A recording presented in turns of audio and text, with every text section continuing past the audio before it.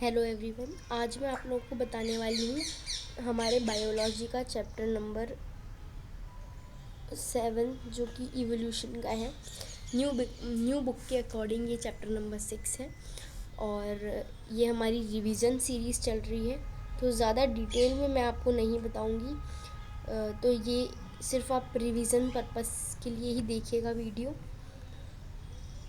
तो इवोल्यूशन में सबसे पहले हमें यहाँ पे ओरिजिन ऑफ लाइफ के बारे में बताया है कि जो ओरिजिन ऑफ लाइफ है वो एक बहुत ही यूनिक इवेंट है हमारे यूनिवर्स की हिस्ट्री में।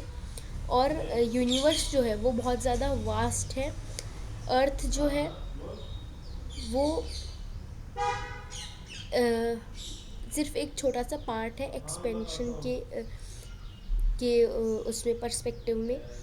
फिर हमें यहाँ पे बिग बैंग थ्योरी बताई है जो कि यूनिवर्स ऑफ मतलब ओरिजिन ऑफ यूनिवर्स के बारे में जो है बिग बैंग थ्योरी बताई जाती है। और यहाँ पे बताया कि प्रपोजिंग अ सिंगुलर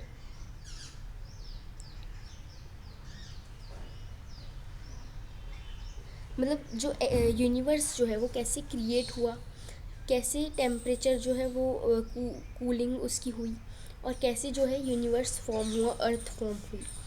फिर यहाँ पे बताया कि अर्थ कैसे जो है मतलब सॉरी गैलेक्सीज जो है वो कैसे फॉर्म हुई। तो हाइड्रोजन और हीलियम जो है वो फॉर्म हुए। अंडर ग्रेविटी जो गैसेस थी वो कंडेंस्ड हुई और उन्होंने गैलेक्सीज को फॉर्म किया जो कि आज हम देखते हैं।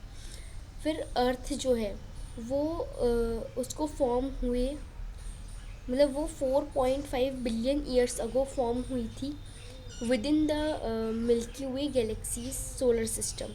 तो हमारी अर्थ जो है वो 4.5 बिलियन ईयर अगो फॉर्म हुई थी मिल्की वे गैलेक्सी के सोलर सिस्टम में। अब जो अर्ली अर्थ है वो काफ़ी मतलब उसमें एटमॉस्फेयर नहीं था, बट जो वॉल्केनोज की एक्टिविटी थी उन्होंने वाटर वेपर्स बनाए, मीथेन और कार्बन डाइऑक्साइड और अमोनिया बनाया, जिससे हमारा जो सरफेस था वो बना।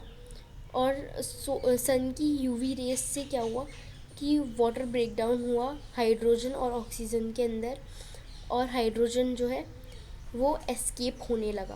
अब ऑक्सीजन और अमोनिया मीथेन के कॉम्बिनेशन ने जो है वाटर फॉर्म किया। CO2 जो है वो फॉर्म हुआ और बाकी की कंपोनेंट्स जो है वो फॉर्म हुए। फिर जैसे जैसे अर्थ जो है ठंडी होती गई वैसे वैसे वहाँ पे वाटर लाइफ जो है वो सबसे पहली आई। अब सबसे पहली वाटर लाइफ जो है वो 500 मिलियन ईयर्स अगो जो है वो फॉर्म हुई थी।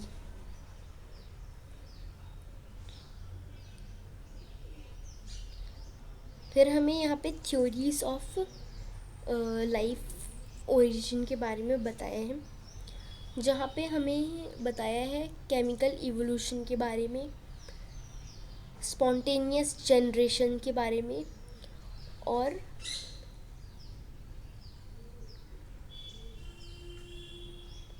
पेंसर्मिया के बारे में। तो सबसे पहले हमें यहाँ पे बताया है कि जो स्पॉन्टेनियस जनरेशन थी वो कैसे हुई, कैसे जो है अर्थ का डेवलपमेंट हुआ और जो बैक्टीरिया है वो कैसे फॉर्म हुए, इन सब चीज़ों के बारे में हमें यहाँ पे बताया है।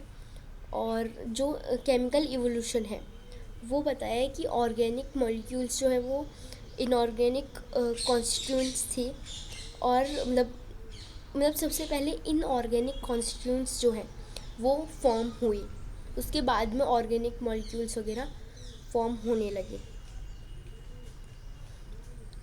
फिर हमें यहाँ पे द मिलिकर यूरे एक्सपेरिमेंट के बारे में बताया है।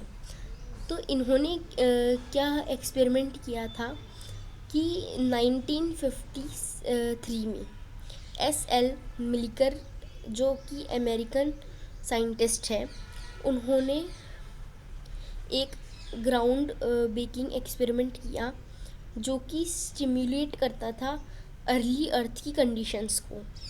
उन्होंने एक इलेक्ट्रिक डिस्चार्ज क्रिएट किया क्लोज फ्लास्क के अंदर, जिसमें मीथेन, हाइड्रोजन, अमोनिया और वाटर वेपर्स थे 8000 डिग्रीज मतलब सेल्सियस में। अब एक्सपेरिमेंट का रिज़ल्ट ये निकला कि फॉर्मेशन ऑफ अमीनो एसिड्स हुए,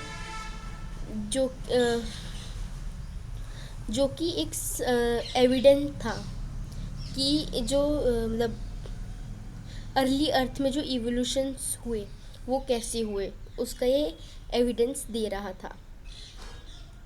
फिर सिमिलर एक्सपेरिमेंट कंडक्ट किए गए दूसरे साइंटिस्ट के द्वारा, जिसमें salts, nitrogen bases, pigments and fats further supporting the idea of organic molecules can have formed under the condition present on early earth. Analyze the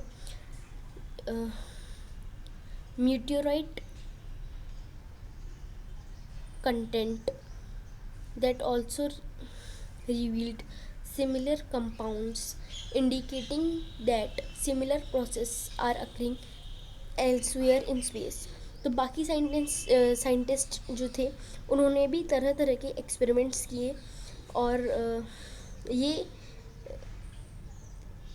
पता लगाया कि कहीं ना कहीं स्पेस में ये सब चीज़ें भी हो रही हैं।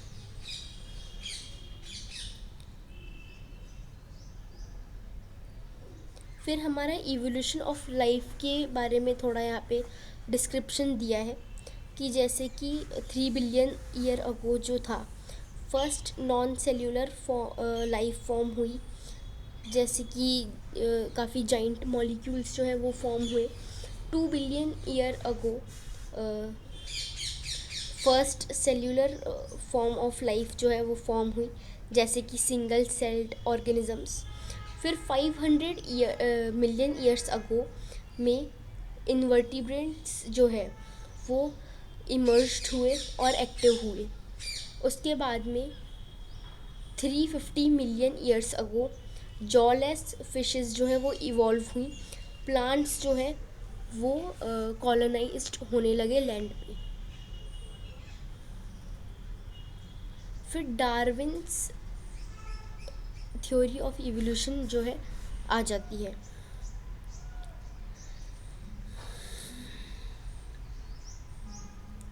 यहाँ पे डार्विन जो है वो देखते हैं कि लाइफ फॉर्म्स जो हैं वो एक्सटेंट होने लगती है over the period of time, जैसे कि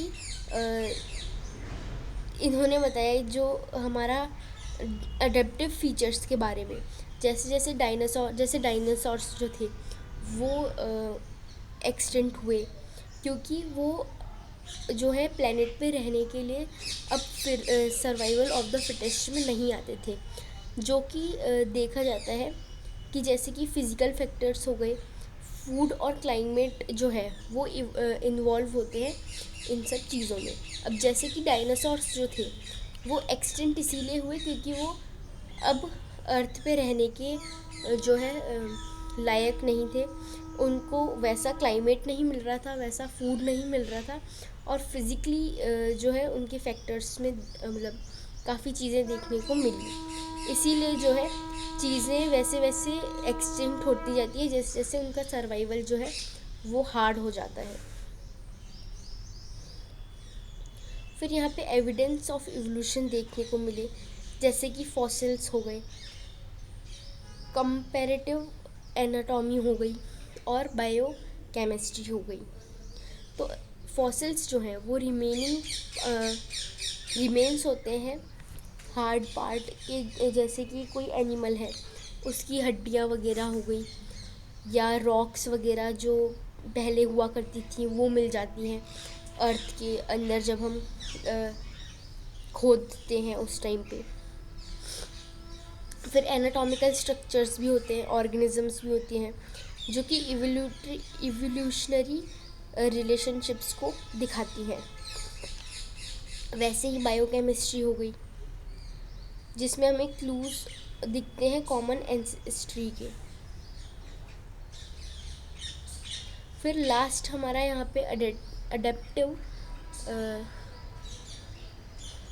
रिडेशन देखने को मिलता है। यहाँ पे क्या होता है, जो अडेप्टिव रिडेंशन होता है वो प्रोसेस होता है सिंगल एनेस्ट्रियल स्पीशीज़ का, जो कि मल्टीपल डाइवर्जेंट स्पीशीज़ में देखने को मिलती है।